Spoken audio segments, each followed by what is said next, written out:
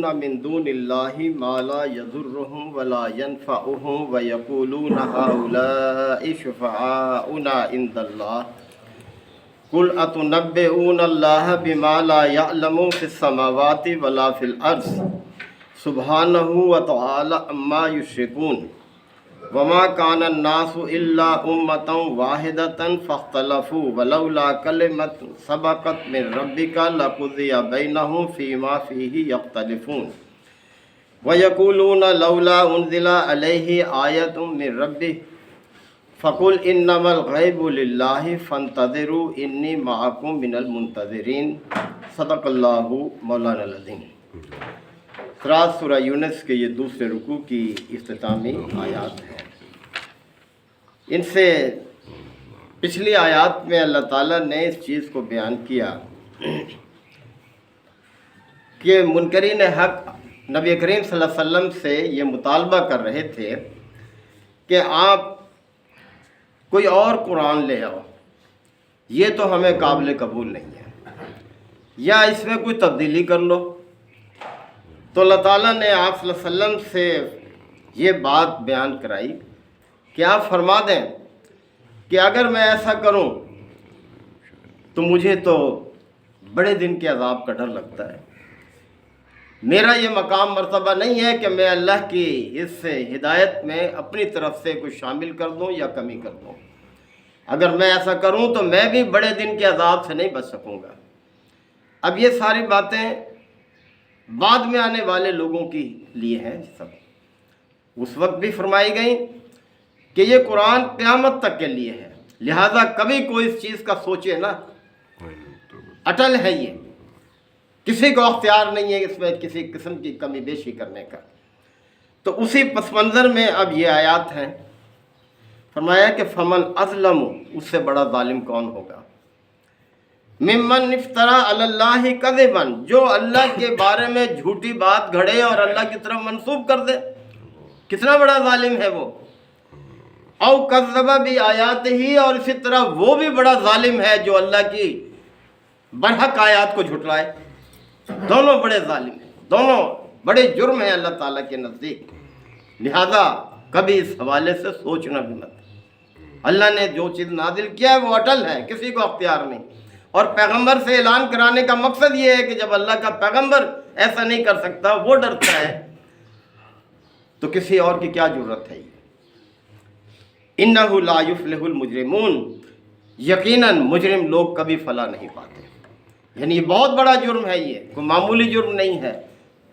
اور فلاح جو ہے اس چیز کا نام نہیں ہے کہ کوئی شخص دنیا میں خوشحال ہو، اس کی اولاد ہو، اس پہ اچھے وسائل ہوں، صحت اور تندرستی والی زندگی اسے مل جائے، یہ تو سب آزمائش کا ذریعہ ہے۔ فلاح کا جو تصور ہے وہ تو یہ ہے، جیسے کہ اللہ تعالیٰ نے فرمایا کہ فمن زحزح عن النار وادخل الجنۃ فقد فاز، کہ جو آگ سے بچا لیا گیا اور جنت میں داخل ہو گیا وہ ہے فلاح پانے والا، وہ ہے کامیاب۔ یہ دنیا کی نعمتیں اگر کسی کو اللہ نے زائد دے دی ہیں فراوانی کے ساتھ، یہ نہ سمجھے کہ وہ فلاح پا گیا ہے، وہ کامیاب ہے۔ وہ تو سب آزمائش کا ذریعہ ہے کہ وہ کیسے زندگی بسر کرتا ہے۔ پھر کسی کو زیادہ دے کے آزماتا ہے، کسی کو کم دے کے آزماتا ہے، کسی کو صحت دے کے آزماتا ہے، کسی کو بیماری دے کے آزماتا ہے۔ لہذا یہ تصور بھی اپنا ٹھیک کر لو کہ فلاح کس چیز کا نام ہے۔ وَيَعْبُدُونَ مِن دُونِ اللَّهِ، اور اللہ کے مقابلے میں ان ہستیوں کی بندگی کرتے ہیں مَا لَا يَضُرُّهُمْ وَلَا يَنفَعُهُمْ، جو نہ ان کو کوئی ضرر پہنچا سکتے ہیں، نہ کوئی نفع نقصان پہنچا سکتے ہیں، ان کی بندگی کرتے ہیں۔ دیکھو کیا عقل ہے ان کی، کیا سوچ ہے ان کی، ان مخالفین کی، کہ بندگی کے لیے ان ہستیوں کو اختیار کر رہے ہیں کہ جو کسی قسم کا اختیار ہی نہیں رکھتے نفع نقصان کا۔ وَيَقُولُونَ، اور کہتے یہ ہیں هَؤُلَاءِ شُفَعَاؤُنَا عِندَ اللَّهِ، یہ تو اللہ کے ہاں ہمارے سفارشی ہیں۔ اللہ کو براہ راست ہم کیسے راضی کریں؟ یہ راضی ہوں گے تو اللہ راضی ہوگا، یہ ہمارے سفارشی ہیں۔ یعنی کیسا تصور تھا ان کا، یعنی جو بت پوجتے تھے اللہ کے منکر تو نہیں تھے یہ لوگ، یہ مشرکین مکہ اللہ یہ تو مانتے تھے کہ یہ کائنات اللہ نے بنائی ہے، لیکن یہ جو بت سجا رکھے ہیں تم نے خانہ کعبہ میں، کہتے تھے یہ اللہ کے ہاں ہمارے سفارشی ہیں۔ کل اے نبی صلی اللہ علیہ وسلم آپ فرما دیں اتنبئون اللہ، کیا تم اللہ کو وہ بات بتانے چلے ہو بما لا یعلم فی السماوات ولا فی الارض، جن باتوں کو وہ نہ آسمانوں میں جانتا ہے نہ زمین میں. کیسی باتیں کرتے ہو تم؟ سبحانہ و تعالی عما یشرکون، اللہ تو پاک ہے اور بالا تر ہے اس سب شرک سے جو یہ لوگ کر رہے ہیں، وہ تو پاک ہستی ہے. وما کان الناس الا امۃ واحدۃ، اور سب لوگ ابتدا میں ایک ہی امت تھے، فاختلفوا، پھر وہ اختلاف میں پڑ گئے، یہ مختلف جو پڑ گئے. اسی طرح سے ہم اپنے آپ کو بھی دیکھ لیں، نبی پاک صلی اللہ علیہ وسلم کے دور میں سب ایک امت تھے، ایک گروہ تھے، لیکن بعد میں سب یہ دیکھ لیں اپنے آپ پہچان کن کن حوالوں سے کر لیے لوگوں نے، کوئی کسی چیز کے حوالے سے اپنی پہچان، کوئی کسی حوالے سے اپنی پہچان.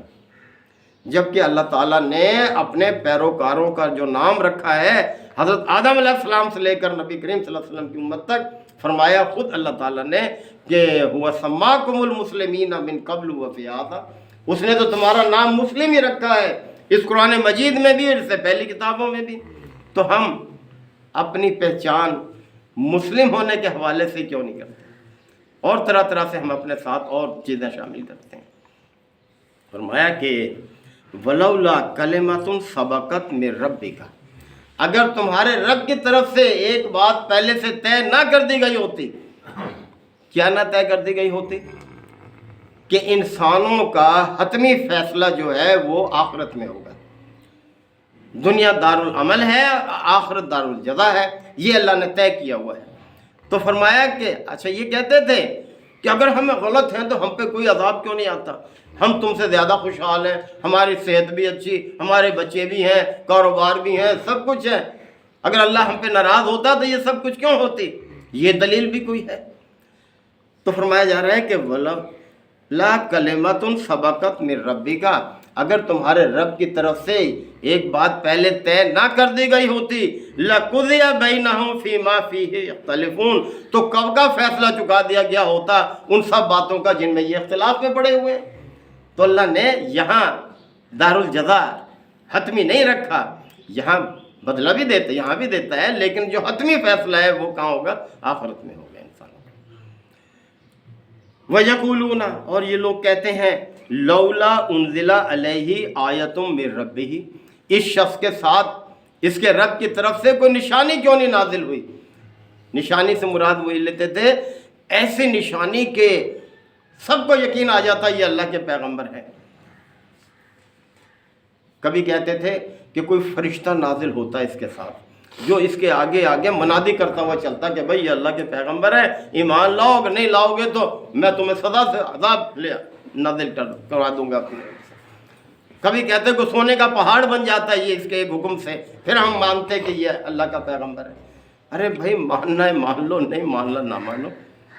اللہ نے تھوڑی نشانی، یہ کلام اس کا تھوڑی بڑی نشانی ہے، اور نبی کریم صلی اللہ علیہ وسلم کی اپنی ذات ایک بہت بڑی نشانی ہے.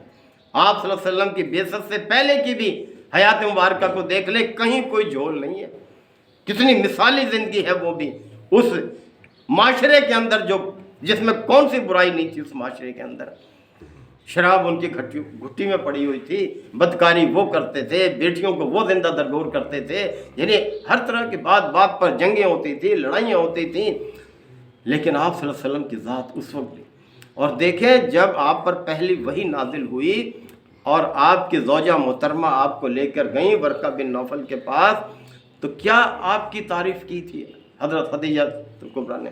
فرمایا کہ میرے سرتاج، آپ بیواؤں کی خدمت کرتے ہیں، آپ یتیموں کا خیال کرتے ہیں، آپ کمزوروں کے مددگار ہیں، اللہ آپ کو ضائع نہیں کرے گا.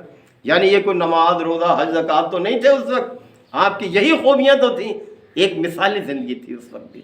اور اس وقت لوگوں نے آپ کو، یعنی بعثت سے پہلے کی یہ بات ہے کہ آپ کو صادق اور امین کہتے تھے، پورا معاشرہ آپ کو صادق اور امین کے نام سے پکارتا تھا. اور وہ جو بہت بڑا ایک فساد کھڑا ہو گیا تھا خانہ کعبہ میں حجر اسود کی تنصیب کا، آپ کو یاد ہے کس طرح سے ہر ایک اپنا اپنا حق جتاتا تھا کہ ہم اس کو نصب کریں گے. لیکن آپ صلی اللہ علیہ وسلم کو انہوں نے فیصل تسلیم کر لیا. جو آپ نے فیصلہ کیا سب نے اس کے آگے سر جھکا دیا. یہ آپ کو مقام اور مرتبہ بعثت سے پہلے حاصل تھا. تو پھر کہتے ہو کہ اس شخص کے ساتھ کوئی نشانی نازل نہیں ہوئی. ارے یہ تو خود چلتی پھرتی ایک نشانی ہے اللہ تعالیٰ کی. اور جو کلام نازل ہو رہا ہے یہ خود اپنی جگہ ایک نشانی ہے, یہ ایک معجزہ ہے. یہ قرآن مجید اپنے اسلوب کے لحاظ سے, اپنے ہر طرح سے, ہر پہلو سے یہ. تو فرمایا جا رہا ہے کہ وَيَقُولُونَ لَوْلَا أُنزِلَ عَلَيْهِ آیَةٌ مِّن رَبِّهِ, یہ لوگ کہتے ہیں اس شخص پر اس کے رب کی طرف سے کوئی نشانی کیوں نہیں اتاری گئی. فَقُلْ, تو اے پاک پیغمبر آپ فرما دیں اس کے جواب میں, إِنَّمَا الْغَيْبُ لِلَّهِ, بھئی غیب تو اللہ ہی کے پاس ہے. غیب کا علم تو یعنی کوئی نشانی اس نے بھیجنی ہے یا نہیں بھیجنی, یہ سارا علم تو اللہ ہی کے پاس ہے, میں تو نہیں جانتا. لہذا فَانْتَظِرُوا, تم بھی انتظار کرو, انی معکم من المنتظرین, میں بھی تمہارے ساتھ انتظار کرتا ہوں اس نشانی کا. بھیجنی ہوگی بھیج دے گا, نہیں بھیجنی ہوگی نہ بھیجے گا. باقی جو نشانیاں بھیج رکھی